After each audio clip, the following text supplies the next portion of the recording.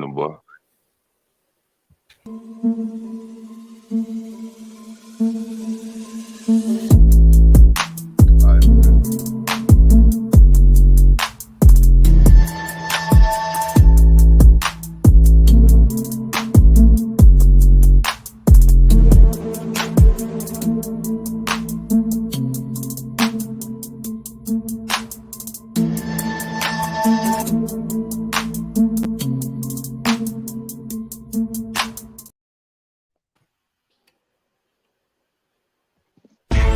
Tune in now to the hottest sports podcast, 910 Sports. 910 Sports.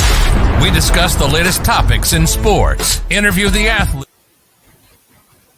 So, good morning, everybody. Good morning. What's going on? What's going on? It's your boy Icon, and we're here on 910 Sports. You know what I'm saying? I want to thank God for another opportunity to be here. You know what I'm saying? To just have this opportunity to come on this platform to, you know what I'm saying, to do what we do. I'm just going to start from my left to my right so everybody know who. I got my man KB the Amazing in the building. I got my man Steve O, Mr. Georgia, everything in the building. I got my man Jacob the great in the building, Mr. Personality. Amen. Good. What's going on? What's happening, man? What's going on? Listen, fella. I want to first go ahead and get into this thing. I want to first talk about this Deion Sanders situation. Before we even get into the football. Here we go. No. Because my thing is this. I'm riding with Deion. I told y'all this from the jump. I said, think about that. I said, Deion does not stand at no small school, HBCU. He went there for a purpose. He served his purpose, what he was supposed to do. He changed lives. He made impact on lives. He turned the program around or whatever. But when I seen him on that 60 Minutes interview, if you haven't a chance to watch it, go back and watch it. A lot he talked about is how they didn't have the funding, they didn't have the resources, they didn't have a lot of things that he was trying to fight for down there. So, basically I knew then it was one of those things he was going to be out. Now people want to talk about where he went, and I said, well, it's about the opportunity, and two, you act like when he went to Jackson State, he went to a juggernaut. He go to Colorado, turn Colorado around. You can't. It's nowhere in the way you're gonna say this man can't coach. It's easy to go to Alabama or Notre Dame or Michigan, and somewhere that's already set, ready to go. That's already kind of like winning a little bit, and you just take over. But when you go to a school like a Colorado that is a Power 5, but is at the bottom of the barrel of the Power 5 teams, and let's just say next year he goes 25 years, man. They ain't won nothing in 25 years. Let's just say next year he go 8-4. That's already a win right there. You know what I'm saying? He go from a 1-11 to 8-4. That's a win. You know what I'm saying? Now let's just say in the next 3 years he go 11-1, 10-2. He right there in the mix. Then what they gonna say about him then? So know what I mean, and Bruce. If he break 500 his first year, he already broke the mold. Exactly. Look up when the last time they been 500. Yeah, and then people talking about it ain't about the money. I said, have y'all ever looked at Deion? Deion always been about the money. He been about the money. His slogan is about money. What are you talking about? It don't make any sense when people say, I thought it was about the money. Well, it's always about the money. I don't think it's about the money in the sense that people think. I don't think they think about. I think when they say about the money, they're thinking about his salary, and it's not about that. Like the video. Did y'all see the video he posted when he was talking to his team last night? I seen that. Yeah, so he was telling everybody, he's like, I'm not chasing the bag. He's like, but this is an opportunity because on his flight to Colorado, he had his two coaches that started with him and Pop Warner. You know what I'm saying? So it's like those guys, they're underpaid for JSU. They're underpaid even more than what most HBCU coaches get for his assistants. So I think it's an opportunity for mostly them. And he wants to, of course, coach at a higher level, like the highest level. But I think the money aspect is for his guys, man. Like they've been down with him for 20 years. You know what I'm saying? Yeah, but for an annual salary at JSU for 300 and 300. $300,000. Yeah, that's what I read. The annual salary was $300,000. Oh, for him. Yeah, the deal annual salary was $300,000. So, No, I'm talking about his assistants. Yeah, his but assistants making $20,000. Right. So, but to go from $300,000 to go to $5 million per year, you and your assistants are going to be good. You know what I mean? Deion could not coach. Deion could not work every day, film an Aflac commercial every 4 months, and he will make more from his Aflac commercial than he will make at Colorado. that man, that salary, he got his own private jets, and he. Well, he what don't you need saying the about money. not money, what I'm saying is people think it is about the money. You saying it's not about the money, but I'm saying the average fan that doesn't understand when they see $5 million, they think it is about the money why he left. And I think he also looking at it like this. Shedeur probably gonna go with him.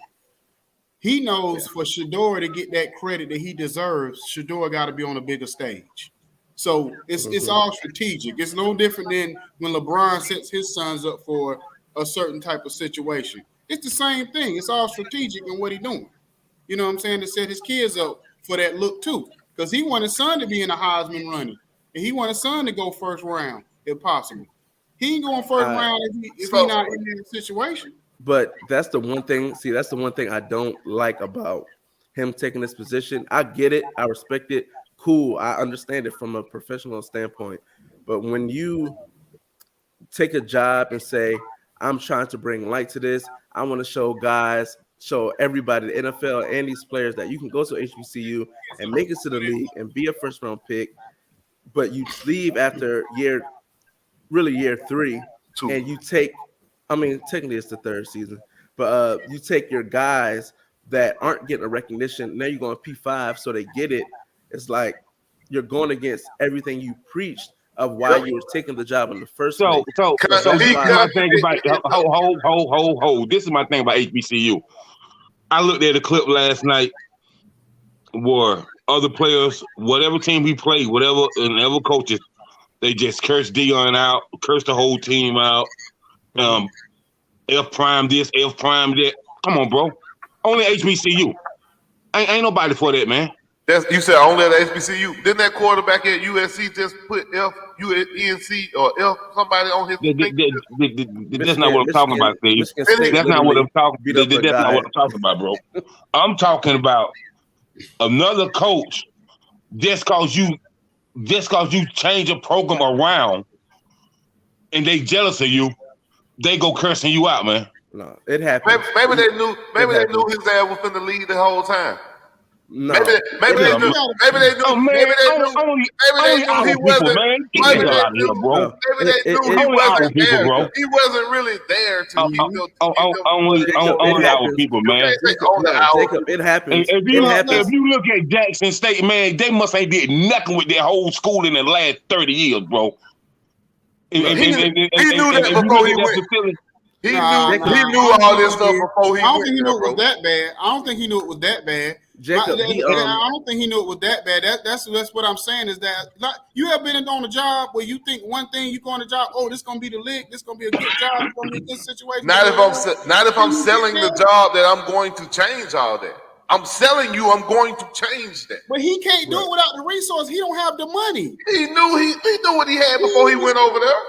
But he didn't. But he didn't know it was gonna be that bad. And then you just sat here and said, "Oh, he needs to go somewhere because he knows Shedeur need to go somewhere and shine." Well, when his point of coming to HBCUs, his whole point was, why go to somewhere else when you know you can come to an HBCU and get drafted? Wasn't that his whole selling point? Was, okay. Yeah. So how you say that for Travis Hunter? How you tell Travis Hunter that he can come over here as a 5-star kid and get drafted and don't have to worry about the NFL because it's gonna be there, but then say, "Oh, my son needs to go to this school." So he can go to a better, get drafted better. You contradicting yourself, Deion. You can't tell this 5-star kid he needs to come over here because he's going to get the same opportunity, but you're going to help your people get some money, and then turn around and say, "Oh, I need to take my son somewhere so he can be a quarterback on the next level." Why your son can't do that right here? My thing was, all right, let me ask you this. Did he change life in Jackson State for these last couple He wasn't there long enough to change nothing, if you ask me. The whole HBCU he changed it, man. Get out of here, bro. That's why Eddie was so hot with him, because he knew he was only here just for the show. You got more people watching HBCU on ESPN than you ever had than watching HBCU. And now they going because they was watching to see Dion. They were watching to see prime time. They were watching. But they went because of prime time. They went because of him. Because of Dion. Exactly my point. Okay, but that don't mean they're going to go next year. They're not going back. Yeah. See, that's the thing. I don't think he was there long enough. He didn't make this thing big enough like he said he was going to do, and then leave. I'm cool with him leaving. We all know he was going to leave. It don't sound like it. But you didn't do you didn't have the impact that you said you was. You should have got that boy drafted out of Jackson State and then left. He did. He made the impact at Jackson State as far as the coach showing them like the blueprint. Like when he talked to the AD, he was like, "Hey, make sure like he's trying to get an in-house guy to coach." For the players, he told AD, "Hey, keep all this momentum up." But he said hold on, KB. And then you mentioned, you said they staff. His staff needed some money. Did he hire Alabama offensive coordinator? No. Oh, defensive coordinator? Sorry. I mean, to go to Colorado, yeah. So you didn't bring your defensive coordinator from Jackson State? No, he's staying to be the head coach at Jackson State. Oh, okay. He said he's not just taking everybody. He said a lot of the staff will be retained. He put in his name for the defensive coordinator to take over as the head coach. But he even said, like, look, it's things that happen behind the scenes with him and AD of things they were trying to do that nobody knows. He's like, I can't even tell y'all some of the things we did or tried to do just to make sure y'all season went. So I think he knew he was getting into going there. I think he realized when he got there that he wasn't going to ever get a certain level of support. Exactly. That he was exactly my point. Ain't no way you gonna get to that third level. That's my point. That's my point. And I don't think I wish he would have stayed to put the whole HBCU respect thing. It's going to be interesting to see next year how ESPN does, and are they going to show that Howard versus Southern game? Are they going to show these certain games like they did this year that didn't have to do with Dion? Because they showed some. So they didn't have to do with Dion, bro. You know Dion broke with them deals. They didn't have to do with Dion, but you know Dion broke with them deals with them games. You know he broke. Y'all gonna blame Dion if they don't show it. But what I'm saying, out of all the people, I ain't say you, Steve. I ain't say you personally. I said people are going to blame Dion when they don't show it. But out of all the HBCU athletes that's got drafted to the NFL, some are Hall of Famers. You mean to tell me nobody? You name the guys from like the 60s and 70s. We're talking about this kid. I'm not naming the guy from the 60s and 70s, bro. Bro, we had the number one overall kid in the nation, not number one in the state. Travis Hunter was the number one overall recruit in the nation. Like Dion told him he could get drafted from Jackson State. You can get drafted from an HBCU. He probably So you think people can't get drafted from HBCU, Steve? Is that what you're saying? No, that's the whole point. That's not what we're saying. We're telling people you can get drafted from an HBCU. Yeah, because you don't have to go to a Power 5. There's never been a number one overall recruit go to an HBCU and get drafted. There's never been. It's never happened. There isn't a. So let me say before you go, KB. Let me say this, Steve. Let me say this. The thing about it is what I think Dion was saying. What Dion realized is Shedeur was having lights out numbers, just like Caleb Williams, just like C.J. Stroud, just like the rest of them. They wouldn't even put him in a Heisman running. They won't give him no props. Wasn't talking about because of the competition. Let me finish. The white people don't want to give them no props, neither do the black people. Point blank, period. Because of the competition, you know what I'm saying? They wasn't giving him the credit that he deserved. So at the end of the day, he said he probably went there thinking if we do certain things right and do certain things a certain way, certain things gonna happen. And when he realized it didn't, then he was like, I got to move on. But I feel like he made an impact to a certain degree. He might not have finished the race like people thought he should have, but he made the impact he needed to make. But at the end of the day, I told y'all earlier in the season, we don't know what he made that impact. And Dion put on the show. Dion is a sports politician. He's always been like this. He's always talked like that since he was in NFL. What? Go back and watch his clips. I got all that, but you can't say he made an impact icon off 1 year. Game day been there one time. They ain't say we going annually. Okay, Deion, you made a hell of an impact. If they say, okay, annually, we're going to pick one HBCU game to go to. They ain't did that. They went once. So you think that one time, what would you want him to see him do? What would you have I would want him to stay and keep bringing the light on the HBCU until the contracts are in place where they can continue and sustain. But he told him how to get the contract. I don't give a damn. He told him. It's different when Deion goes sitting there. Hell, man, it ain't the same, bro. It ain't the same. You ain't got the same. You ain't got that same. You ain't got that same star power, man. We the only race of people that always want to demean. I'm not demeaning, but you sold our race of people. You sold our race of people on. You sold our race of people. I think y'all thinking a little too deep with that one. Well, because I just don't want him to be called no sellout. You know what I'm saying? No, he is. I'm sorry. He's going to be called a sellout because it's going to be people that no matter what, he could have stayed there. He could have stayed there for 15 years and then left. Then some people still, you're not going to please everybody. Like there's always going to be people that are naysayers. At the end of the day, that's what's wrong with our people. We don't never want to see ourselves evolve. And then you know what I'm saying? It's like we always want to find a way to. But that's for everybody. Icon. That's just not. That's just not black people. That's just people in general. You sold everybody a dream on this kid. You sold everybody a dream on this kid being able to be drafted out of Jackson State. He did sell that dream. You ain't got to go to Florida State. So Travis Hunter not gonna get drafted? Travis Hunter ain't gonna get drafted? No, he's not staying at JSU. He's not. He's gonna follow Deion. And that's the only thing. He's not staying at JSU. That's the only thing that were people, for logical people, is him leaving.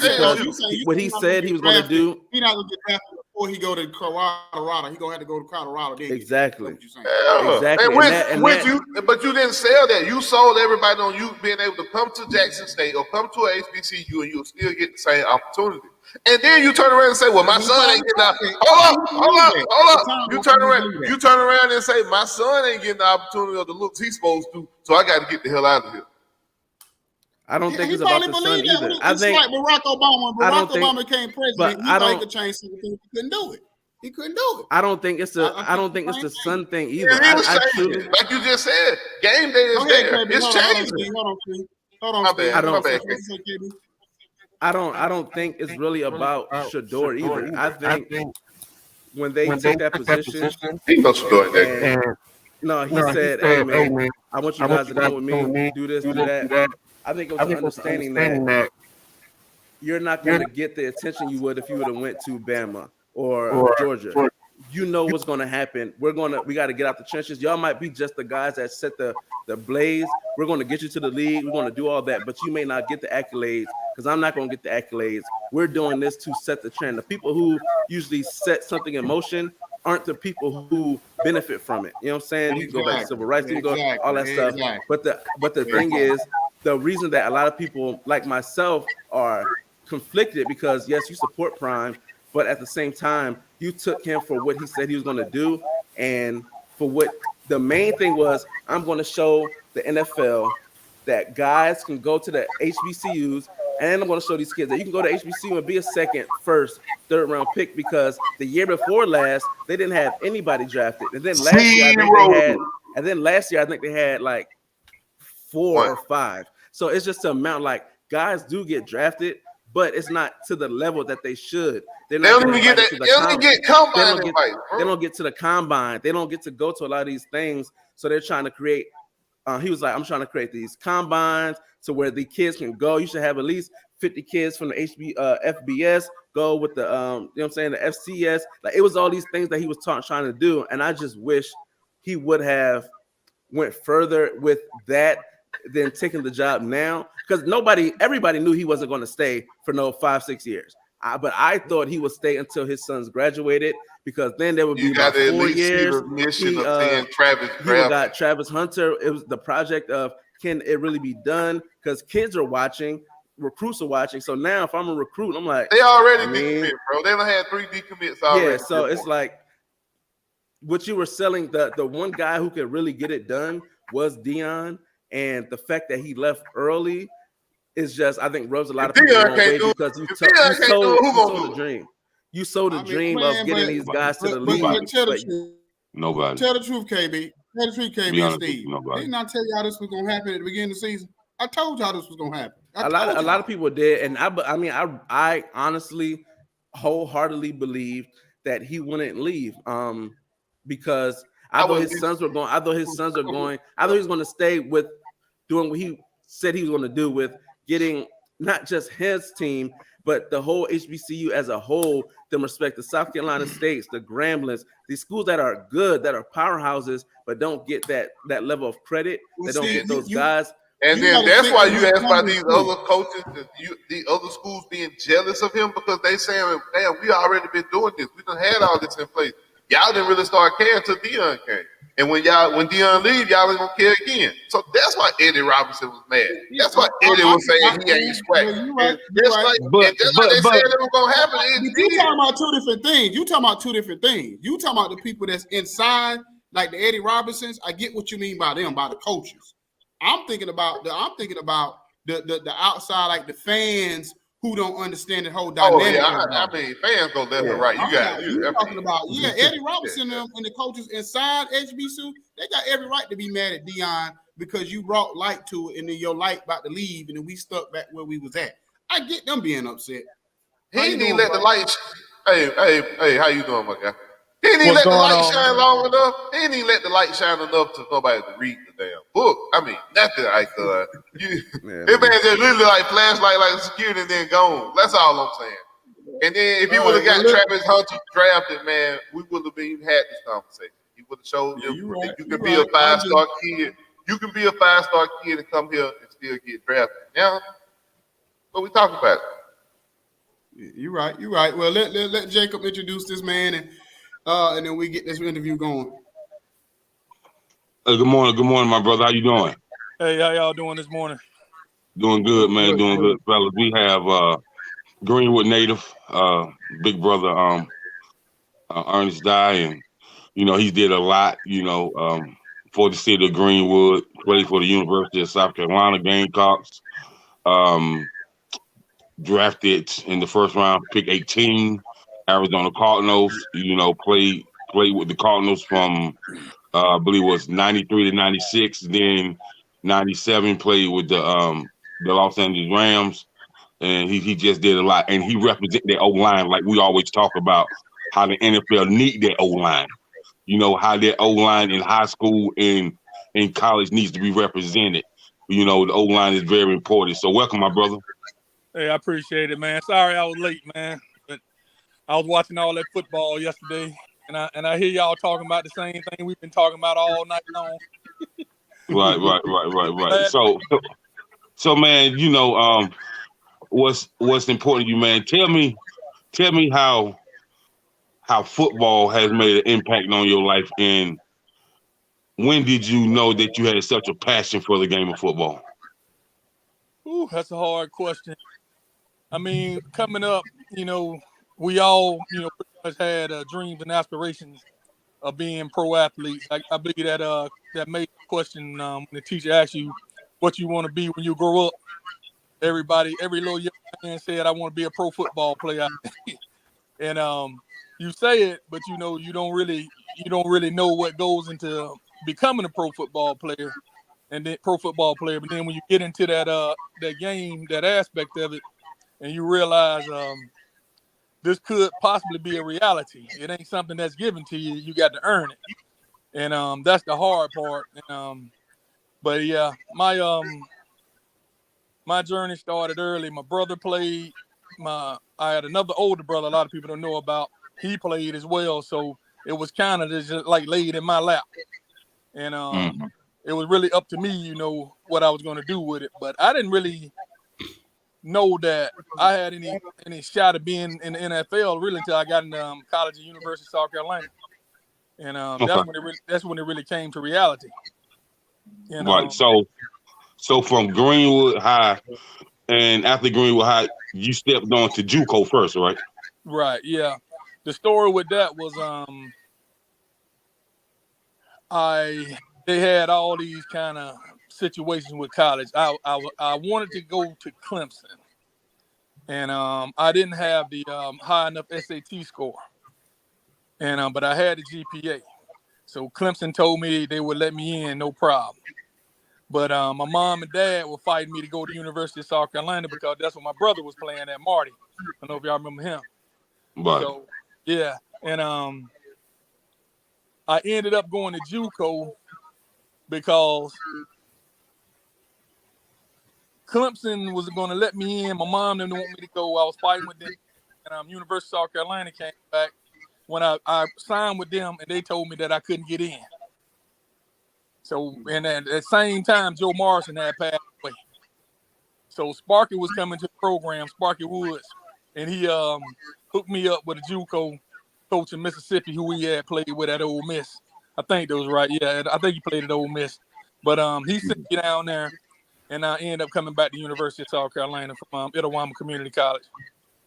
Okay, so give us the name of that community college and tell us what your JUCO experience was, because a lot of players, a lot more players know about JUCO, and a lot of times, parents don't know about JUCO. So, what was that experience for you with going to junior college first? Yeah, my mom and dad definitely didn't know about it, and I didn't either. So, what happened? I ended up going to this college called Itawamba Community College, and I was one of the first players to go there to turn pro after leaving there. And after me, we had a flood. Deuce Staley and a whole lot of guys went down there and played and did good and went on to the NFL. But they got a wall up now, and my name at the top of the wall in the Hall of Fame and all that stuff. And then you got about another 15 guys that went to the NFL that went through that JUCO. And they featured them on Netflix one time. I can't remember the name of the show, but they featured that school and a lot of other JUCO schools. And Last Chance U. Yeah, Last Chance U. Yeah. And I tell people all the time, those are some of the hardest players I ever played against and playing ball, especially in college. I wouldn't say as a team, but as individual athletes, the majority of the guys I played against, all of them would have been like D1 picks and first round draft picks. Real easy. And then John Copeland from Alabama, Eric Curry from Alabama, both of them went in top 10 the year I got drafted. And I had to play against both of those guys. But you got awesome talent down there. And it needs to be brought up in the conversation when these kids are trying to go to these Power 5 schools and they don't get in. JUCO is a great avenue. And you can develop your talent, 2 years of school. And basically, a lot of these guys go to these D1 schools and they don't even play for 2 years. They sit on the bench. So your talent just kind of fading away. And going through it right now, got kids trying to transfer out of Georgia State where my son go. And I'm trying to tell him, you need to stay your butt where you at because you don't need to transfer, but just get better until you get on the field. But yeah, you sit there and waste 2 years of your playing time, and you could go to JUCO and be playing and getting your game together. And then when you go to a senior school, you fall right in the mix. Kind of what like Alabama and them been doing for the last 5 years. Right. And so, Brother Dye, man, Greenwood, South Carolina native, and it's some heavy influence when it comes to the kids playing ball in Greenwood. Yourself, being coach, Robert Brooks, just name a few of y'all. And so that whole era of, you guys going to Greenwood High and making it to the NFL, man, the conversations that you've had with Robert and being coach, man, what are those conversations like? Well, we don't talk that much. When me and Robert used to hang, we was out in Arizona. We had the same agent, Bruce Allen. I shouldn't call his name because he was there at all that mess and watching Redskins. But yeah, that was our agent out there in Arizona. And we basically do the same thing, man. Hang out, like we was in college. Have a few drinks. And I remember the one time we was in Arizona. We were going up the freeway speed. We got pulled over by the highway patrol, and I was driving. I can't remember what kind of car we was in, but it was something fancy. But the police pulled us over, and he was like, "Give me your license registration." So I gave him a license registration. I just got drafted. So the conversation came up. I just got drafted by the Arizona Cardinals. Our first round pick. We tried to get out the ticket, and the dude was like, "Okay, that's good. Who else in the car with you?" And I was like, "Oh, I got my man Eric back there, and this guy right here, Robert Brooks. Rob Brooks. Yeah, Rob Brooks." He said, You better be glad I'm a Green Bay Packer fan. It was an Arizona cop, and he let us out the ticket. But you talk about somebody mad. I say, what I done got drafted into. But as far as Ben, I hung out with him up in New England a few times. Yeah, man, we just kick it, man, just like old school.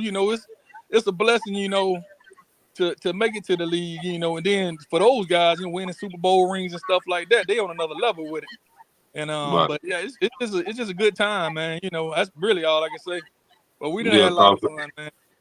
Yeah, because Colts won with Brady and Brooks won with Favre. So yeah, definitely a whole nother level. So I'm gonna jump out and let Icon E kind of ask you a few questions and stuff like that, man. But once again, man, salute to you, and man, salute to your fans for always being a positive outlook on so many others, man. Because everybody and their mama know your family, so and they always treated everybody like they was just family as well. So I come back to you, man. So what was the culture as far as around the league during that time? Could you kind of paint a picture of what the culture was? Because definitely it's a whole different culture nowadays in the NFL than it was back then. So what how can you kind of give us paint the picture on that for us? Yeah, I was right on the cusp of like a lot of the greats getting ready to retire. Like I can remember one game we played against Dallas, I had to block Charles Haley. And I'm like, this dude pretty much a god, And I ain't gonna lie, he whooped my ass up and down that field all day. But those guys were on the way out, and the NFL wasn't as how can I say, teaching as probably as it is now. Cause those guys, they didn't make no damn $30 million, $40 million. Those guys, I came in there with $1 million signing bonus. They looked at me like I hadn't signed a John Norman contract or something. I'm like, but really $1 million ain't a lot of money in the NFL. And you got to think those guys were probably making like 30,000. I knew guys. I was talking to guys. Mark May. He said, "Man, once we played the season, I had to go to my job selling cars." And he was getting ready to retire. And you talking about pretty much an all-pro offensive line. And I'm just like, oh, boy. So they wasn't trying to really help you. If you didn't learn how to play or learn your plays or whatnot, you just gonna be out. They wasn't trying to help you do nothing. It wasn't no we're gonna pass the torch or nothing like this. It was just pretty much you had to make it happen on your own. And now if you got in there and showed and proved, then they'll bless you with respect. But if you didn't, you just gonna be another guy that's on the team. It wasn't no loyalty, like that, like it is now, like I see with a lot of teams. It just wasn't like that. And played it with a lot of guys. Now I found out I played with a lot of guys that were drug addicts. It was crazy, man. I think one of the crazy stories I can tell you was we were playing in DC Redskins, and I ain't gonna call his name, but halftime, one of the players, and it was a few of them. These cats out there halftime smoking cigarette. Yeah, man, how y'all missed that slip block on it? I'm like, what the hell what I done got into? I mean, guys out here looking in the locker room, drinking and stuff at the game, all kind of stuff, man. I'm like, God, I said, this grown man ball here, baby. Wow. Yeah, it's kind of funny how you say that, and they say like now it's kind of, you say the locker room, like before cats didn't have cell phones, they didn't have all that in the locker room, but now they do. Cats be on the phone with their agents and stuff like that in the locker rooms and stuff like that, the NFL and the NBA. So it's kind of funny how you say back then they smoked cigarettes and and I think that's why when you remember they did that show on ESPN with Omar Gooding, and when they were trying to expose a lot of that drug use and stuff that was going on back then, and they had to shut that show down quick, or whatever. So let me ask you a question before I pass it on to KB and Steve. Your I guess analysis of the whole NIL transfer portal. Tell us the good and the bad of it. Yeah, I ain't gonna lie. I hate the transfer portal. I really do. It's like we got to deal with these millennials, and I say that because I'm raising. Well, I got 3 kids, and they spoiled to death. But you go to a school and you get upset with the coach about anything, and now you can throw your name in the ring and leave. And I'm talking to my son, like I said, kid going through it right now, and it kind of makes the game unfair for some, in some aspect of it. But in another aspect, I'm kind of like on the fence, to be honest with you. But I really hate they put it in there because you're giving the kids too many options and they're making it easy for them to quit, if that makes sense. You go in there, you work hard, you earn your position, and you earn your stripes. But soon as something go wrong, now they got the opportunity to ball and just tip and leave. And yeah, it's kind of hitting me personal right now because the kid that I don't want to call his name, but he going through it right now, and he didn't came up here and trashed the school. And I'm talking about Georgia State. He didn't trash the school, talking about the school sucks and all this stuff. And I'm like, the school don't suck. You mad because your ass ain't playing. And I got to tell my son, if you want to play, you get your ass in the weight room, get off the video game and go to work and make the school better for you. I said, but you just thought you was going to walk up here and play. It don't work like that. But that's the only thing I hate about the transfer portal. It get these kids the opportunity to quit too easy, man. These kids lazy, man. Yeah. What's crazy? Or the blessing hit them. They say only 40% of the kids who go into the portal actually find a school. So that means 60% just.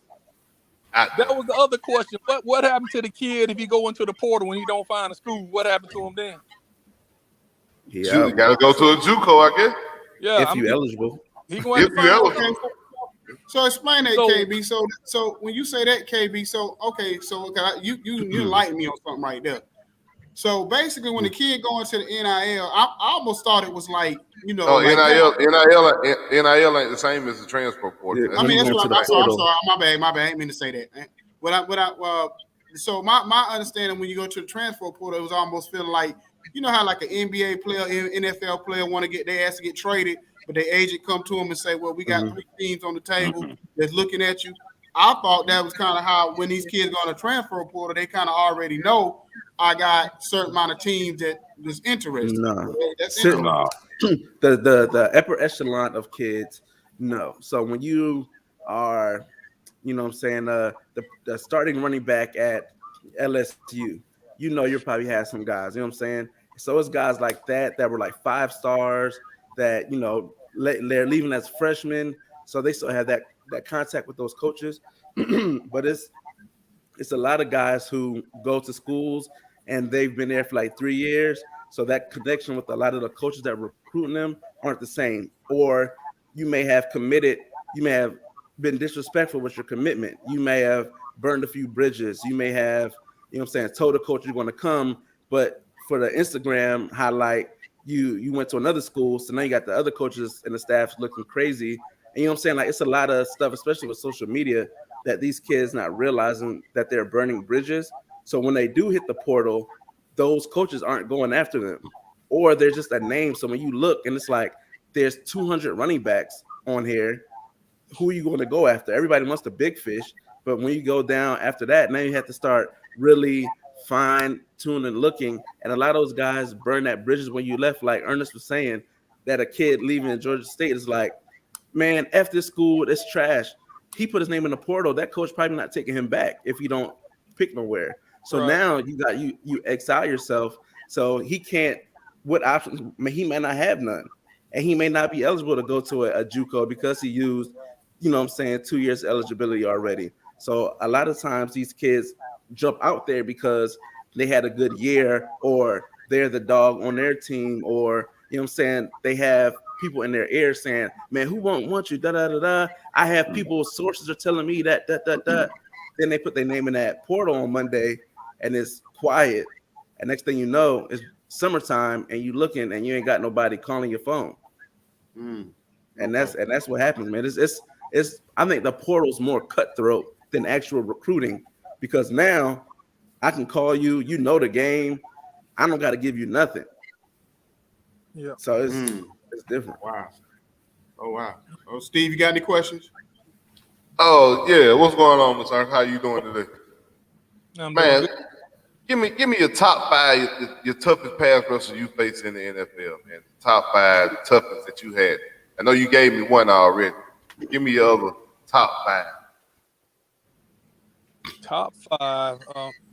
This might not be in any particular order. I'm gonna try to make in the best I can. Probably the best one I played against was Derek Thomas. And man, you blink your eyes, that dude. And I put Charles Eckley right there too, of course. Strahan was good. Strahan was stronger than he looked. That was a strong dude. And LT was in there definitely, but he was on the way out, so I didn't get the best LT. He still snuck me in, knocked me on my ass. That dude was strong too. And then of course I got a couple of reps against Reggie White. Ooh. Talking about a bull. He was probably one of the main ones. Like, look, I'll be glad when the game over with. Hey, Steve, before you answer that question, Ernest, let me ask you this: Who can you pop your collar on? Who that 1 or 2 defensive ends that you thought were going to be better that you could say, I dominated, or I can, I can say I got. Took my damn question. Come on, man. My bad. I got a couple of them. I had a good game. Well, actually, I had a pretty good game against Derek Thomas too.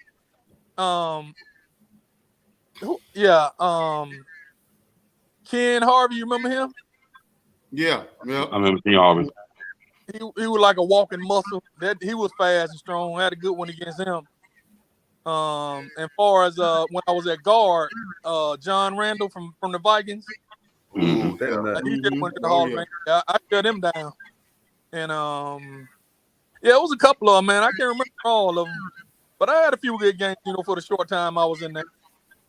Okay. Gotcha. And then I know we talked about like offensive linemen, and you look at the offensive linemen today. Is there any particular offensive lineman today like you love to watch a game? Like when you cut the TV on, like I'm finna watch some good offensive line play. This the guy right here. Is there anybody like that today that you watch?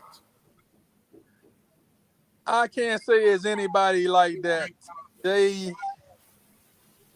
I always like to check out Zeus' son, the left tackle with Kansas City Chiefs, Orlando. Yeah.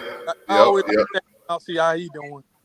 And man, I'm gonna be honest with you. The only one that I really used to like to watch, I don't want nobody to shoot me. Larry Allen from the Dallas Cowboys. Oh, yeah. That was a bad boy. Yes, sir. He was doing good. We had to bring Dallas in the conversation. Yes, sir. We talking about the player now. We ain't talking about the team. Yeah. Talking about the player. I'm trying to think any more offensive line. I really don't watch. I'm like the rest of the world. We don't give off. No, you can't be like that. No, you're supposed to show your guys the love. Yeah, I don't watch them like that, man. Not too much. I ain't gonna lie to you, but I got you. It's one out there in San Francisco. I love, man. Trent Williams. I knew you were gonna say Trent Williams. I just knew you were gonna say Trent Williams. All right, last question. Give me you only got 4 slots. Give me your top 4 offensive linemen all time. Your Mount Rushmore. The all time. All time. Your Mount Rushmore all time. You ain't got 4 slots for you. Shit, like Larry Allen definitely will be in there. All right, you got 3 more. I like Mark May. He was one of the original Hogs at Washington. 2. Cincinnati Bengals. What was his name? Left tackle. He in the Hall of Fame, man. What's his name? I know you're talking about, but I can't. Yeah. I can't think of Muso. Was it Muso? The Hawaiian Samoan. Yeah, he was Samoan cat. Yeah, we talking about the same person. Yeah. Pakeo. No, is it Pakeo? And No, he D-tackle. My last one would be probably Eric Williams from Dallas. That right tackle there, he was pretty solid. Okay. Because the Samoan cat, ain't he the one that considered like the greatest offensive lineman of all time? Anthony Munoz. Yeah, ain't he considered the greatest of all time? Yeah, they actually brought him to the Cardinals out there to work with me one time when I was coming back off of injury. And when I tell you, man, this dude put his hand up, his hand like it was twice the size of mine. And then when you realize maybe God didn't make me as bad a cat as I thought I was. Was big and strong, man. Like, damn, you look up to some people, he was one to look up to, but that dude was a bad dude, man. And he was real cool, too. Real cool. Nothing arrogant about him, man. You could talk to him. I said, this is how I want to be. But yeah, he's a bad dude. You think about do you ever think about going in that coaching field? JUCO, college, high school? I've been asked about that so many times. It ain't never been a passion of mine to coach. I don't mind going to schools and talking to kids or my experience and whatnot, but I just don't like walking up and down that field all day. I can dig it. Okay. Well, man, what you got going on as of now since you're retired and stuff like that? So what type of okay, KB, go ahead, bro. My bad. How you doing this morning? What's up, man? He's gonna skip me because he thought I was gonna say something about the Cowboys, but I'm not. No, so I do got a couple questions. You got in the league in the 90s, like what I consider, I watched football at that time, but it was different. Like it was tough. It was like a real tough guy sport. How do you what do you feel about the NFL now and the trajectory it's going, with the, you can't sack the quarterback, what I'm saying, everything is targeting if they get hit hard. Like it just seems like football is getting watered down to a point where it's not going to be contact soon. I agree with you on that. It's going to always be contact. I got into a guy about this on Facebook. He said football is soft. It just got soft now. And you got to look at it from both sides. It says some of the rules that they implemented, they protecting the health of the players. I don't know if you remember this safety from Denver Broncos named Steve Atwater. One of my favorite players. Yeah. Oh yeah. You remember this quarterback from Green Bay named Brett Favre? Oh yeah. And you remember the wide receiver from Greenwood named Robert Brooks? Yes, sir. Mm-hmm. And how Brett Favre I didn't have a conversation with other guys about this. Brett Favre used to always try to throw the ball to Robert across the middle when they played them. Steve Atwater, Bill Romanowski, take his head off every time. 97. That's when I fell in love with football. That play. Bro, They use that as a training tape in the NFL. They use that as a training tape on how not to hit a defenseless receiver. So, Robert. I remember that. But yeah, man. Plays like that. They I'm glad they did implement that rule, man. Protect the health of the players. And the other one was the sacking the quarterback and just the NFL getting kind of soft in the sense. Yeah. I don't like the quarterback rule. I was still thinking about the other one. I remember it happened to me a few times when the quarterback throw an interception. Crackback. Wow. Man, I didn't turn around. I didn't got clean. I didn't got my clock clean about 3 times. And I'm talking about when Ray Lewis hit that offensive lineman at the end of his career. That's the way those guys come at you. They come at you with bad intentions. And they try to hurt you, man. But Yeah, that and the sack rule. I don't know how they're gonna fix that, but that's part of the game. I mean, you got to do like Jalen Carter did yesterday, and just pick the quarterback up, put your hand in the air, and walk around with the quarterback in one hand. That was funny. I'm gonna tell y'all this, and I probably shouldn't say it, but Mean Joe Green, I call him Mean Joe Green, Coach D, Cardinal when I was out there. I don't call him Joe. I he one of my favorite players ever, Mean Joe Green. Mean Joe said, when you sack the quarterback, you supposed to take all your weight, put it on his ass. And hope he don't get back up. Those guys play with passion. They do trying to hurt the quarterback so they can win the game. Take the starting quarterback out the game. That's the way they played back then. And with all the money these organizations investing in these quarterbacks now, man, they're just trying to get them to make it through a season. But I'm telling you, back then it was hell, bro. Yeah, and I got one more question in the lieu of time, because that was going to be a question about the difference in pay that you see these guys getting from back then. But I want to switch to the mental health aspect of football, especially then, because 90s, 80s, it was a whole different approach, different mindset when it came to playing football, how you're talked to, how you're treated, how you're expected to move, you know what I'm saying, in the sport versus nowadays. And especially with the case, like when I heard that you were interviewing, your name rung a bell, and I Googled and I was like, okay, I remember. And so in a situation where you were injured, correct, in a car accident. So how was it for you at that time, like just the mental health aspect of professional athlete doing your thing, all of a sudden you're injured, you have to pivot, and you know what I'm saying, the thing that you've been playing your whole life, and you know what I'm saying, just the aspect of like how your mental health was at that time, and to how you felt handling that versus, well, not versus anything, but just how you felt handling that, with that whole situation.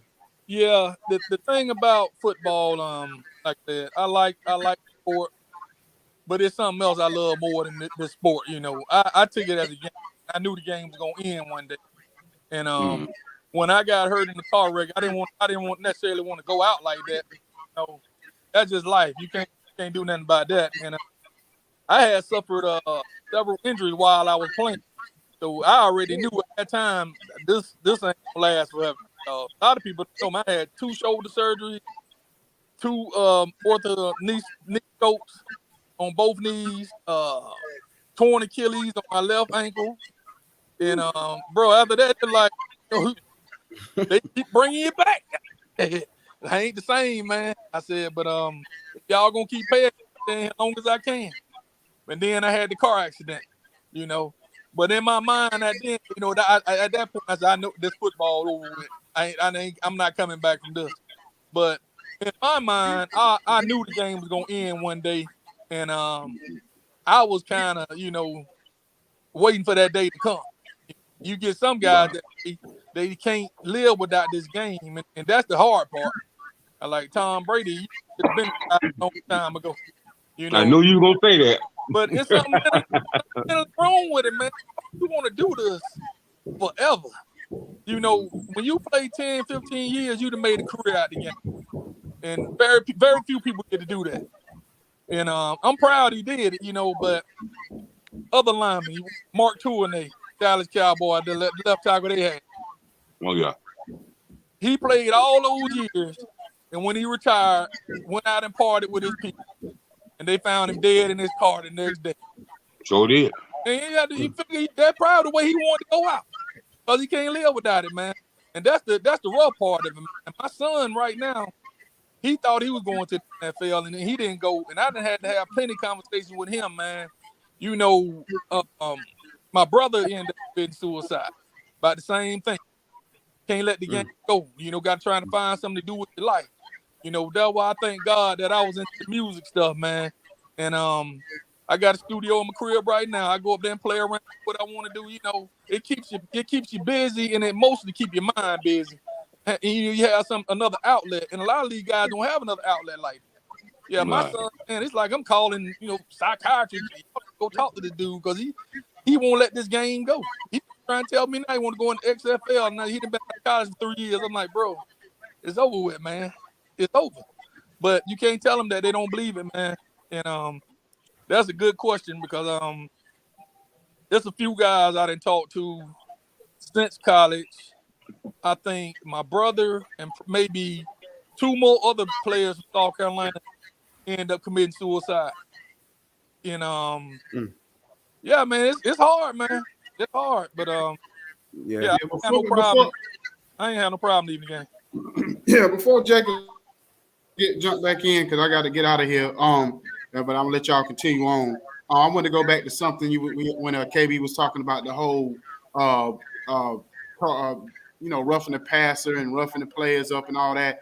The one thing I don't like in college football, which is kind of crazy because they don't even do it in the NFL, when a player, the whole targeting rule, when a player hits a player with his helmet in the wrong way, they automatically kick him out the game. I feel like that first one at least should be like a 15-yard penalty. Then the second one, maybe if you do it the same game or whatever, then you get kicked out. But I think they don't leave no margin for error. And we talking about young kids who still learning how to play the game, who may not understand the techniques the way, the NFL players when they learn how to tackle properly.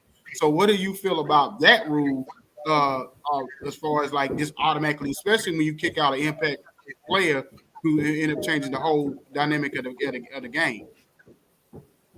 I would agree. I would agree with you on that. They should give them a 15-yard penalty first, but this thing's so crazy, man. And these young kids, and I'm speaking from experience, they got some different kind of ways. One of them might try to hit the guy on purpose, and take him out, And if he say, well, I'm gonna hit him this time, I know I'm just gonna get a 15-yard penalty. But now when you hit a guy, they're going to throw you out the game, so you won't get another opportunity to do it again. And but it's a double-edged sword, man, because sometimes it be mistakes, and you coming at somebody full speed, you can't control how you gonna that's like being in a car wreck. How many times you've been in a car wreck and you get right to impact and you got to make a split decision? That's almost impossible. You're gonna hit what you about to hit, or do whatever gonna happen. And some of these rules they put in, man, I don't like them, but you got to live with them. Okay. Right. Well, fellas, I about to be out of here. Y'all continue on, whatever. Steve, I get you my picks for the games later on. But it was nice meeting you, Mr. Dye, and wish you all the best. Same here, man. Definitely. Appreciate you having you. All right, bro. Well, all right, big bro. I'll talk to you soon, man. All right, man. Y'all take it easy now. Appreciate all right, big brother. All right. It's a good one, man. Good having you. It was long time, bro. It was interesting that mental health aspect, man. I think good players question. KB, what way to come through with that question? Them type of questions that you toe to toe on every Saturday morning at 11 a.m. Toe to toe. Hey, but yeah, man, it's about toe to toe, man. About toe to toe. I just want to ask both of you guys something. Since college football be over soon, it's gonna be more. It's over for everybody else. It's gonna be a more diverse situation, and when it comes to topics on toe to toe. Absolutely, we are expanding our horizons, so we will be not only talking to the NBA football. We're gonna talk basketball. We're gonna talk sports. We're gonna talk everything, man. The people have reached out, and the people want to hear our voice. So we're gonna give them what they want, man. Okay. They want to hear the boys talk, and we ain't taking no days off. I don't think we missed one yet. So that's good. But it's just so much that come with college football. It's so much that come with being an athlete when you're even not on the field. And so I know that those are topics that y'all like to get into, getting more diverse topics and things of that nature, man. So and it really don't stop. I mean, you figure the end of January is the national championship. Then you'll probably have a little bit of quiet then you get into the NFL, the end of the NFL season. That's February. March, you have the combine. April is the keep draft. going. Yeah, it keep June going. is off season for the kids starting to get on campus to start. So I mean, really, it's not a. Didn't we start? Didn't we start last year? We started in the off season, yeah. Yeah, I think we started in like the off season. So we have a 1 year anniversary coming up. So, bro, we had like 30-something, 40-something episodes. Yeah, 40. I think, if we get to like 52, we had the whole year. Yeah, so I'm kind of looking for that scissor that reel in that trailer, so y'all can chop it up, so we can send it out to a few people, Yeah, man, it's coming. We got some things coming, man. Vision statement, you know how it go. Yeah, man. We trying to take this YouTube up, man. We about to start doing some extra things via YouTube only. So you're gonna have to subscribe to the YouTube to see it. But we're definitely gonna add some elements to the Toe-to-Toe brand that it's gonna be more than a weekly video. Yeah. But that's definitely how you get people to subscribe and stuff when you just do it live on YouTube. Oh yeah. People want to know, man, because people like to hear people talk about sports and give them insight, from a professional level. So, that's what's up, man. So Deshaun Watson's back today, right? Dirty man. D. Let's break down these games, man. Let's get these games. Hold on, let me get these games, bro. Dirty man Deshaun. Dirty Kurt from Detroit. And they reported that he's doing well in therapy. So his treatments are going well. He's progressing. Of course. So, but I just don't like how people can have a whole section at the game of the victims. Roger Goodell get on my nerves, bro.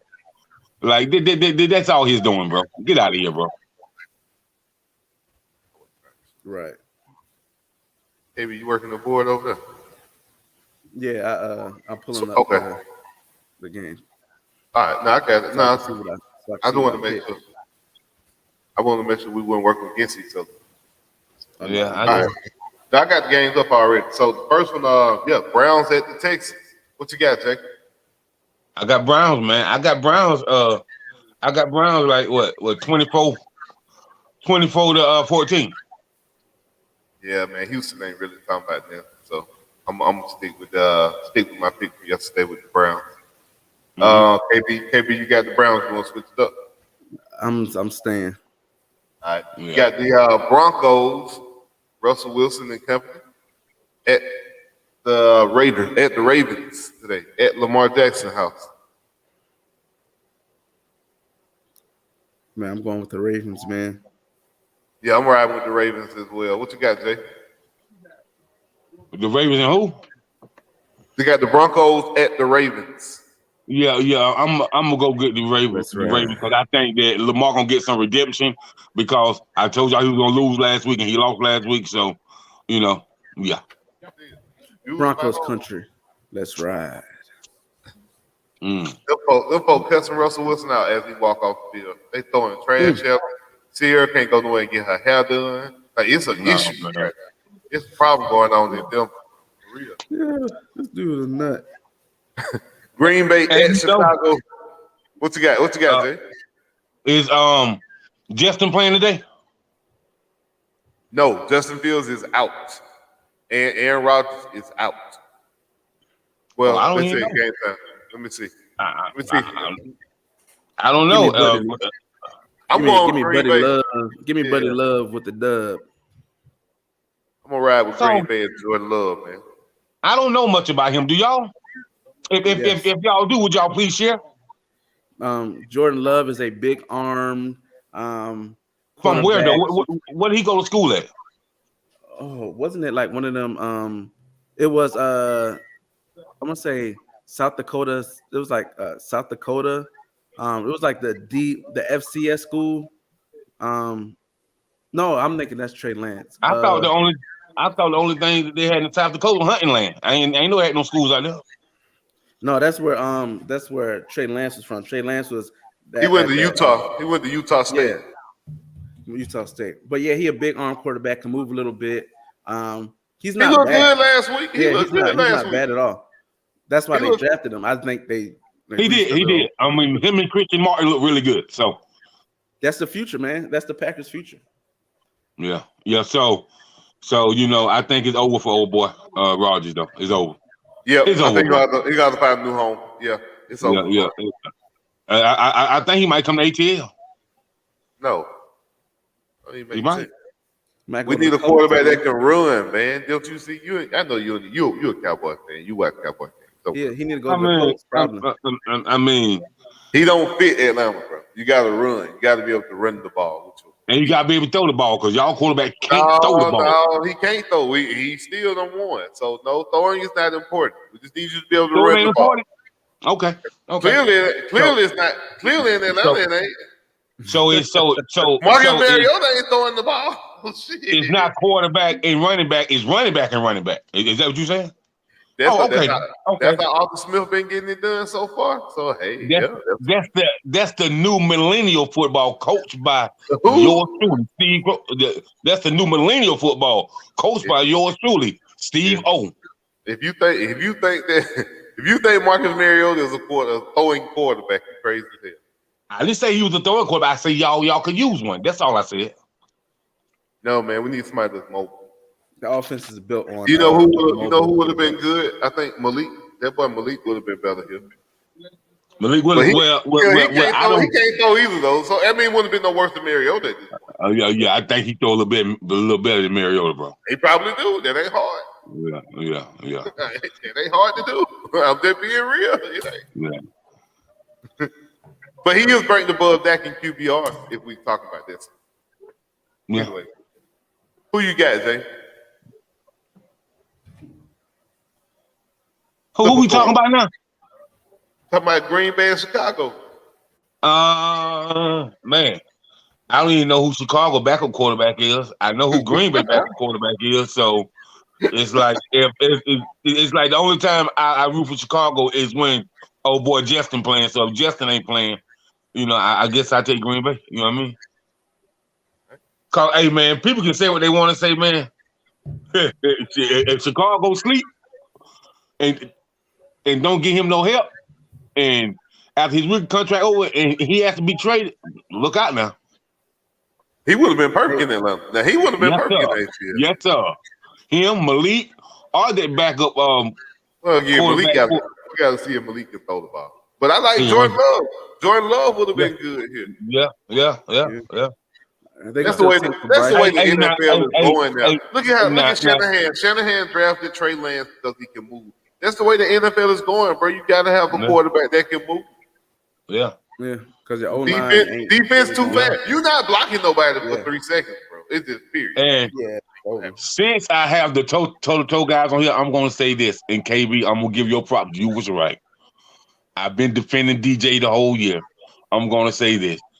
If the rookie quarterback was in there when we played South Carolina, the game wouldn't even been close. How DJ look yesterday? I ain't even watching. How DJ look? Dabo told DJ out after like about 4 plays. Benched him. I think he knew he was leaving.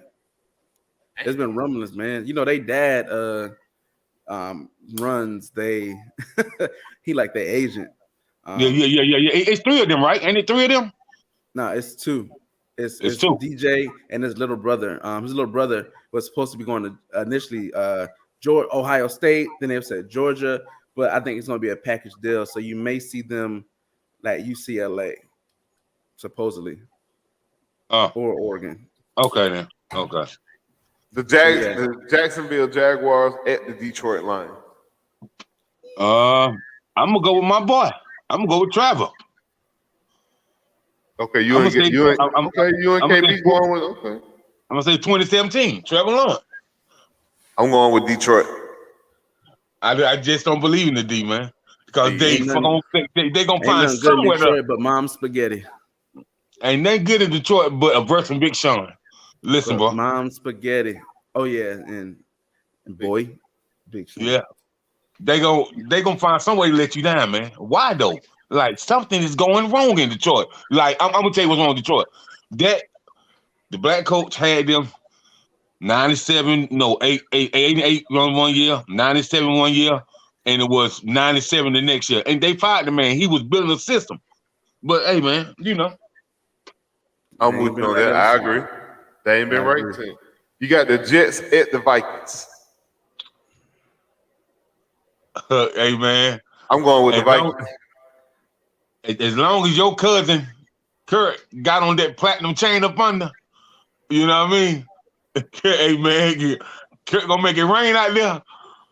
And Jefferson, because you know, I must say, man, the only person that shut down Jefferson is Diggs. So, 3 catches for 29 yards when he played Dallas. So, Sauce is a better cornerback than Diggs. I'm confident in saying that. Right. But he don't got the same front seven. But no, he don't. Yeah. You're right about that. He don't have that. So he ain't got what is called number 11 from heaven. Is that what y'all call him? 11 from heaven? Yeah. Micah. That's what here we should have drafted instead of Kyle Pitts ass. Y'all drafted damn sorry ass tight end out of Florida when you had a good defensive player right there. Dallas missed out they should have gotten Nakobe Dean to pair with Micah Parsons. I think so too. Nakobe can't see the field in Philadelphia. He is not hurt. Right, because the guy that's there is just balling. So if he would have had Nakobe Dean next to Parsons, he'll look undersized though, man. He would have been flying. But if your offensive lineman can get to him, he's done. Yeah. That's the only thing about Nakobe. That's why Philadelphia don't play him. Because your offensive lineman can get to him, he's done. And I'm gonna say this to you, KB, and I ain't say this to you all. I'm just being real, man. I'm real. I'm just keeping real. Y'all Raiders got a well put together team, but listen, man, I'm gonna say this: it ain't the team, it's the coaching, bro. I promise you, it's the coaching. We ain't got to the Raiders yet, man. We still on the Jets and Vikings. Give me a pick. We ain't got that yet. Vikings 27-14. Who you got, KB? I think I picked the Vikings. Yeah. Kurt, because Nasty Zach is out, I believe. I need to check my phone. I forgot about this. Somebody asked me if I wanted to go to this one. Steelers at the Falcons. 1 o'clock today. Falcons? I'm gonna go with Falcons because I'm gonna go with Falcons 20-14. Yeah, Steelers offense man hit on nothing. I'm sorry, it's hard to watch, bro. Pickens, I don't know. It seems like they have the weapons, but it's just something about the play calling. They got the names on the paper. You like, oh man, this should be fire. It ain't. I don't think Tomlin's gonna be there after this year, bro. I don't think so. And Najee Harris can't not unless he want to. Right. If he want to be there, he'll be there. This could potentially be his first losing season ever. Yeah. He got time. Yeah, we win today. I think they'll put them at 8 losses. I think that'll do it. And this will put y'all at 600 if y'all win today, right? 6-6, right? Yep. Yeah. They told me the Falcons gonna win 2 games. Look at it. Look at God. Look at y'all. I didn't say that. You remember, I told you at the beginning of the season that the Falcons have surprised a lot of people. I did say that. Yep. I told y'all this Georgia team was gonna be better than the last year. I still don't believe that. Okay, you didn't see it too. You see it. You don't believe your own eyes. This team is good, Steve. But the defense this year. This Georgia team would lose. This Georgia team would lose to last year's team. Yes, they would, Steve. I'm gonna tell you why. The defense of last year's team with Georgia, you couldn't even hike the ball. As soon as you said hook, they was on your ass. You got Brock and Darnell going ham now. No, bro, they ain't. Last year they ain't even know how to use them boys. This year, their front line last year, as soon as the quarterback said hike, they was on his ass. Like he couldn't even take one step back from the snap. Kirby's taking a different approach this year. Those pups are young. They're not getting off those blocks like that. Next year, you'll see that type of thing. This year, a little bit more coverage. But the offense is the balance. The offense has to balance. Stetson Bennett is not getting off the field on third down. And the quarterback and the receivers and the tight end has matured from last year. You know what I mean? You can tell that they're seasoned. But the defensive last year, man, look at here, boy. They can have last year's defense and this year's offense would probably be 2,000 Miami. No, Steve. You going a bit far now. You going a bit far. We have just as many draft. We'll have just as many draft picks. We will have just as many draft picks. Draft picks is based off need, but we're gonna see. I'm gonna see if y'all can beat the 20. I ain't say top draft pick. I'm gonna see the 20. It's still from first round to seventh round. Still need and the and we had the most drafted out of anybody from that team. Y'all wouldn't beat that Ezekiel Elliott Ohio State team. No, y'all wouldn't. The team that won because of a penalty. Y'all won't beat them, bro. Tennessee. These kids is millennial kids. These kids ain't hard nosed, bro. That was a hard nosed team, bro. It's a difference now.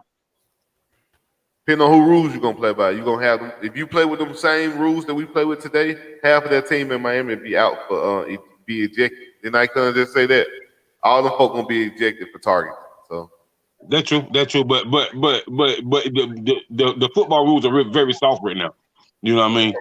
We're gonna play by the soft, safe rules. We don't want to walk around with they can't be men though. You know what I mean? They gotta be it's all fistified these days. We want them walking around when they 50 and 60, not that damn brain dead somewhere too. Not just for my entertainment.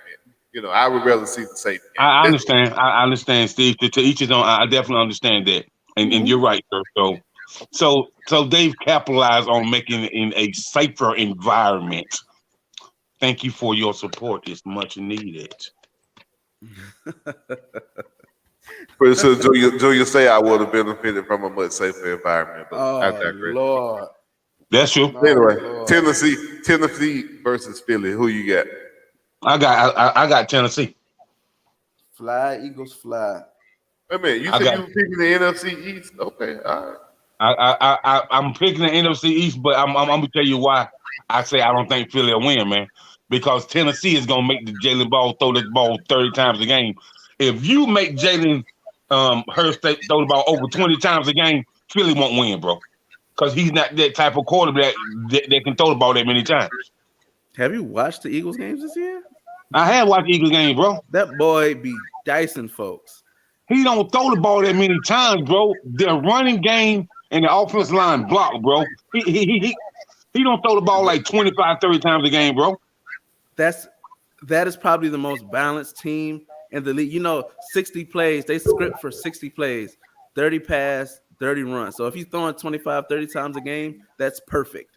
So if you look at the when the Commodores and Lionel Richie beat them, you know what I mean? If you look at when the Commodores and Lionel Richie, they made him throw the ball the whole game. They shut their run down, bro. That's why they lost. Yeah, I mean, don't get me wrong. Again, and Washington has probably one of the best D lines, I think, at least on paper. But they have their defensive line is nuts. But when you look at the Eagles, what makes them so successful is the fact that they're good doing both running and passing. Now, if you make them one-dimensional, that's every football team from Pop Warners to pros. If you make a team one-dimensional, you're going to have a greater chance of success. You know what I'm saying? And I think when it comes to those divisional rivalries, the same way with college, like the rivalries, you know what I'm saying? It's just be different. Like Washington can be 0-16, but let that last game be a Cowboy game. They may win that thing simply because that rivalry, that competitiveness, that division is just different. But that's what makes the Eagles so such a threat, because Hurts can run it, he can throw it. Your wide receiver core is nice. Your defensive nice. Look at their defensive. The fact if Derrick Henry can run the ball up the middle and make it through a game after getting hit by Jordan Davis, Hargraves, Fletcher Cox, Ndamukong Suh, Linval Joseph, that's 5 D tackles that are all premier prime time guys. I don't see an interior offensive line. But he don't see. But Henry's so good. He can do it. But I don't know if his offensive line can sustain the blocks needed to do that. Oh man! So you don't run through the middle like you got unless you got tackles who can get you between the gaps. Run left and right. You're gonna have to tire Jordan Davis out. You're gonna have to 48 sweep, 47 sweep, 49 sweep. You gotta take that thing to the outside. But when Jordan Davis goes 3 plays and taps his helmet, then you have to deal with Hargraves. After 3 plays, he taps his helmet, and Dominic Sue come in for 1 or 2 plays. I'm saying, bro, nobody want to keep tackling Derrick Henry in the second half. Right, but when you got 5 or 6 guys that don't mind it, it's different. It ain't about them though. I think it's more about your backers and your DBs and your safety. If they have to come up and make tackles on Derrick Henry, they're gonna have a long shoot. Yeah. CJ Garner's out, so it'll be interesting. He's called. Don't nobody want to keep and it's cold outside. Don't nobody want to keep tackling him, bro. That boy punish people, man. Man, hey, man. He ain't the number 1 running back in the league right now anyway. So, bro, if Washington was able to pound them guys into submission, and all you have to do is just keep them on the sideline. You need your defense to pick up, your offense to pick up 33, 34. You keep Jalen Hurts on the sideline and just keep punching the ball, keep punching them with that running game, which Tennessee can do. They got a shot. They got a real shot. That's all I'm saying. I like the Eagles. It'll be a good game if you like real old school football. Who got next? Washington at New York. The Giants. I got Washington. Yeah. Yeah, I went with Washington as well. I don't think the Giants are for real. I think the Giants are on the downtrend. That's just my opinion. They may be getting OBJ though. They may be getting OBJ. OBJ may be going back to New York. He don't want to go play for racist ass Jerry. I don't blame him. No, don't believe the hype, bro. Don't believe the hype. Right. Don't believe the hype. I heard Jerry. I heard for a conditioning test, Jerry make you pick cotton instead of running suicide. Call it what you want to call it, man. That shit happened in 1957, dog. And all I can tell you, that shit happened when there was no integration. They were trying only black bathrooms. Just come out and denounce racism, man. That's all you gotta do. Just come out and say I'm against racism. That's it. And then and then he got to do what Steve said on the show yesterday. Oh, I got a list. I got a list. He got to donate. He got to donate. He got to donate $500,000 to the United Negro Fund. He got to he got to pay for everybody 2 parking spots at Magic City twice a year for the next 6 months. Next 6 years. So there's 2 parking places per person. Well, Steve, as long as you can let him have about 5 or 6 lap dances when he comes through, he all for that. I ain't got nothing to do with that. But it got to be from at least 4 sisters before he can get with another race of woman. He got to get 4 sisters first, and then he got to pay them out, and then he can move on. It's a minimum of 4. He got to have 4 good. That's not all good, but that's only for somebody that was born and raised in Atlanta that will come up with something like that. I ain't got nothing to do with that. I ain't got nothing to do with that. I'm just telling you. He's not making them. Hey, look, he's not making them eat the lemon pepper hot. He can bring his Whataburger. Yeah, I ain't making him do too much now, This is my thing. If we talk about every owner in the NFL, you know what I think about all of them, including Jerry. They all got dirt. All of them racist, bro. All of them. Okay. But ain't none of them took no picture standing in front of those black kids saying go the other way. Yeah, that's true. I mean, once the picture come out, you got to denounce it. You got to come out and be like, "Hey, man, I was wrong. I'm 14, man." He doubled down on it. He said, "Damn, look at that 14-year-old boy. That boy look good." So then they asked him, "Did you see what LeBron said about denouncing the Cowboys?" And he was like, "He said, I love LeBron." And yes, I saw what he said. That's it. I'm like, yo, just say, what's going to happen is he going to say, I'm not racist, and somebody going to drop them receipts. Boom. So this right here is really it can make you 17. No, it can't, because he has enough supporters on the other side to keep him going. Y'all stopping y'all black dollar from going to Jerry would hurt, but guess what? There's probably enough supporters to keep that shit afloat over there. Yeah, because he didn't do anything to the other owners. He didn't do it. He's not hurting anybody else. He's not. He can come back. But again, it's his brand. If y'all all said we ain't buying nothing else with a star on it, Jerry, until you apologize or until you denounce racism, he probably would stop. It's just like you telling people don't watch the NFL because of what happened to Colin Kaepernick. That ain't gonna happen, bro. You're right. The ratings you're right. You're right. The ratings did go down. I got nothing but Cowboys in my car for Christmas. I'm just let you know, bro. But Jerry was the only owner who said if you don't stand for the national anthem, you will be released immediately. And they didn't care. They didn't care. So, yeah. Arthur Blank would have never said that in Atlanta with all these black folks. Boy, he better not.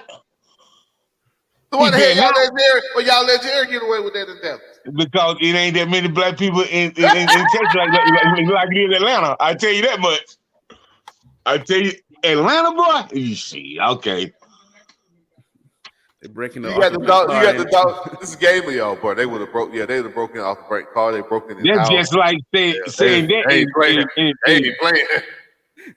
That's just like saying that back in the day when Washington D.C. used to be 87% black. You ain't about to say that back in the day in D.C. No.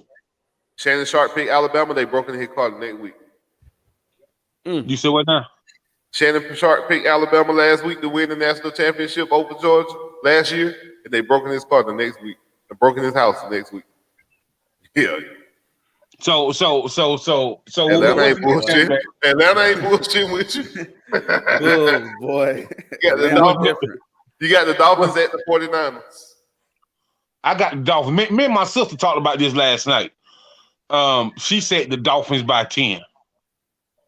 You going with your sister? Yeah, I am, bro. I got 27-17. Okay. I mean, I'm going with the 49ers. They've been hot lately. And I think they'll shut down your boy Tua. I think his worst nightmare is this game. They got pressure that comes straight up their face. He already ain't got no strong arm, so he already taking. You know, he throw that bit like a javelin, so he got to get ready and kind of throw it. I just think Miami for real, man. I believe you, but I just don't think Tua have time to throw them long passes there. KB, what you got? Man, how much as I love what the Niners are doing, Tua, man, the guy hasn't lost.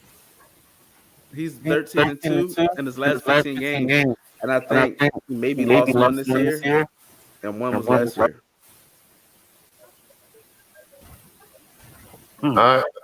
He hasn't. He ain't lost that many games because when the games that Miami did lose, he was actually knocked out. I mean, well, he wasn't. Yeah. The Seahawks at the Rams. I got the Rams. Give me the Rams for the upset today. Without Stafford. I can't do it, bro. You going with Geno? I don't believe in Geno no more. Yeah, man. Well, say what you want to say, man. If you don't believe in Geno, and if Geno lose every other game, he still then made a believer out of people. He still already has made a believer out of people, bro. What you believe? Geno, if Geno went out, Geno will get comeback player of the year. What do you believe? Is that your belief? That what you telling me? Geno is up for comeback player of the year, bro.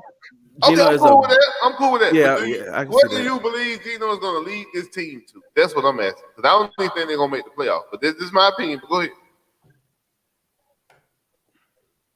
Geno is a black Joe Flacco. He's a very serviceable back. Joe Flacco got a ring. You can't give him that one. I can't even give him that one, bro. Joe Flacco got a ring. To me, he'd probably be more like a Mark Sanchez, the guy he fought. He's like a Mark Sanchez, bro. Sanchez wasn't a very good backup. I only say Joe Flacco because that defense won them that Super Bowl. We're not even going. Trent Dilfer also won the Super Bowl as well. I don't think Geno can win your Super Bowl. Even with the Legion of Boom, Geno wouldn't get it. They might have because they would have ran the ball. He had an outstanding defense with Rex Ryan, Bart Scott, Darrelle Reeves, Bro, Gino had a lights out and didn't go nowhere. So no, I don't believe in Gino. No, I don't believe Gino gonna be able to lead you nowhere. Gino had a dominant beat. They beat Brady.